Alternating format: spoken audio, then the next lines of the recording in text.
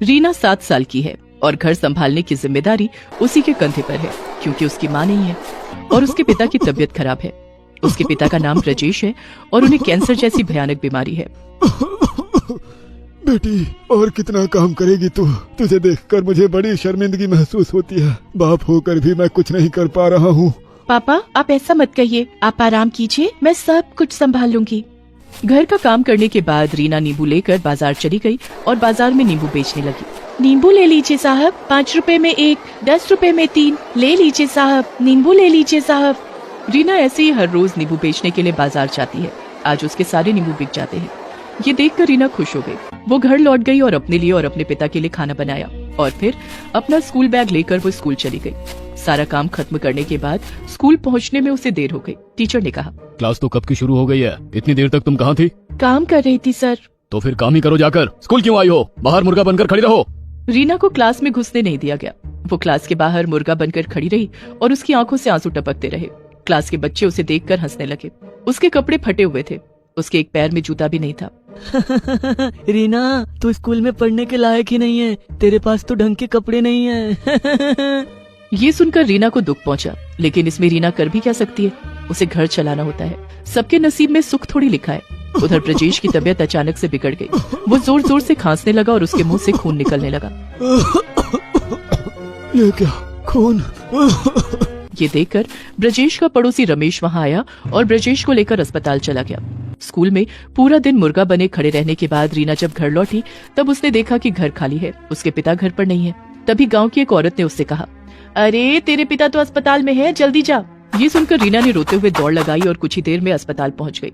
अस्पताल जाकर उसने देखा कि ब्रजेश को अस्पताल के बाहर रास्ते में एक चादर बिछाकर सुलाया गया है और वो बहुत खांस रहा है। क्या हुआ पापा? आपको क्या हुआ? आप ऐसे रास्ते में क्यों हो? गरीबों को अस्पताल के अंदर जगह कहाँ मिलती है बेटी? रीना अपने पिता को पकड़कर रोने लगी। तभी एक डॉक्टर साहब उसके पास आए। देखो, तुम्हारे पिता की हालत बहुत खराब है। इमीडिएटली केमोथेरेपी शुरू करना होगा, नहीं तो वो कभी ठीक नहीं हो पाएंगे। कीमोथेरेपी? लेकिन उसमें तो बहुत खर्चा है। हाँ, 5 लाख रुपए लगेंगे। ये सुनकर रीना चौंक गई। 5 लाख रुपए? रीना ने कभी एक साथ 500 रुपए भी नहीं देखे। 5 लाख रुपए वो कहाँ से लाएगी? शाम को वो अपने पिता को लेकर घर चली आई और आज से ही ठंड का मौसम पड़ने वाला था, इसीलिए शाम को जबरदस्त वाली ठंड लगनी शुरू हो गई। लेकिन रीना के पास गर्म कपड़े ही नहीं है। वो ठंड से कांपने लगी। बेटी, मुझे माफ कर देना, मैंने तेरे लिए कुछ भी नहीं किया, एक गर्म कपड़ा तक नहीं खरीद पाया। ऐसा मत कहिए पापा, आपकी तबीयत खराब है, अभी मुझे आपकी सेवा करनी होगी, लेकिन 5 लाख रुपए कहाँ से लाऊंगी मैं? रीना सोच में पड़ गई। अगले दिन रीना ठंड से कांपते हुए स्कूल गई और सब लोग उसके ऊपर हंसने लगे। क्या रे रीना, तेरे पास एक गर्म कपड़ा भी नहीं है क्या? तू तो भिखारी है, भिखारी। रीना ने कुछ भी नहीं कहा, वो बस चुपचाप रोती रही। टीचर क्लास में आए और सभी से सवाल जवाब करने लगे। रीना से भी उन्होंने एक सवाल पूछा, लेकिन रीना उसका उत्तर नहीं दे पाई। टीचर ने कहा, तू जाकर नींबू बेच, ये पढ़ाई लिखाई तेरी बस की नहीं है। टीचर की इस बात से रीना को बहुत दुख पहुंचा। अभी रीना के कंधे पर बहुत सारी जिम्मेदारियां हैं। यही सब सोचते हुए रीना पैदल घर की ओर चलने लगी और तभी उसके सामने अचानक से एक गाड़ी आ गई। गाड़ी से रीना टकरा गई और उसके सर पर चोट लग गई। उसके सर से खून निकलने लगा। गाड़ी के अंदर से मधु नाम की एक लड़की निकली। ए लड़की, देखकर नहीं चल सकती क्या? क्षमा कीजिए मैडम, गलती हो गई। मधु गाड़ी चलाकर चली गई। मधु असल में शहर की रहने वाली है। वो रीना के स्कूल टीचर की बेटी है और वो एक फैशन डिजाइनर है। वो कुछ दिनों के लिए अपने पिता के पास आई है। मधु अपने पिता से जाकर एक्सीडेंट के बारे में कहती है।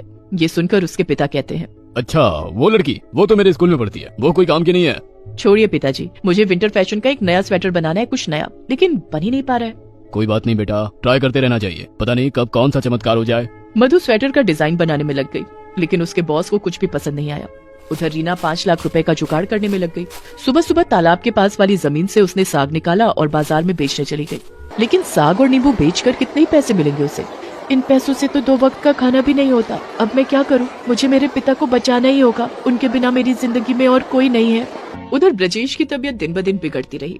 हर रोज खून की उल्टी होने लगी और उसके ऊपर से ठंड भी बढ़ने लगी। उन लोग का घर टूटा फूटा हुआ था, इसलिए घर के अंदर तापमान दिन ब दिन कम होता गया और उसके ऊपर एक दिन भयानक बारिश भी शुरू हो गई। इतनी ठंड और ऊपर से ये बारिश की बूंदें तलवार की तरह चुभने लगी रीना और ब्रजेश को। ये हमारे साथ क्या हो रहा है? इस दुनिया में गरीब बन के पैदा होना एक श्राप है बेटी। वो दोनों बिस्तर के नीचे जाकर बारिश से बचने की कोशिश करने लगे। लेकिन इतनी बारिश की वजह से कमरे के अंदर पानी जम गया। वो दोनों पानी में लिपटे हुए सोए रहे। उनके पास कोई और चारा भी तो नहीं था। सुबह हुई और बारिश रुक गई। रीना एक बाल्टी लेकर कमरे से पानी हटाने में लग गई। आज स्कूल में एग्जाम भी है, पता नहीं क्या होगा। पानी हटाने के बाद उसने ब्रजेश को खाना खिलाकर सुला दिया और खुद भीगे कपड़े पहनकर स्कूल की ओर निकल गई। लेकिन टीचर ने कहा, नहीं, तुम इन भीगे कपड़ों में परीक्षा नहीं दे सकती। लेकिन क्यों सर, मेरे पास तो और कुछ नहीं है। वो सब मुझे नहीं पता, तुम्हें स्वेटर पहन के आना होगा, नहीं तो तुम्हारी वजह से पूरा क्लास बीमार पड़ जाएगा। टीचर ने रीना को एग्जाम रूम में घुसने नहीं दिया।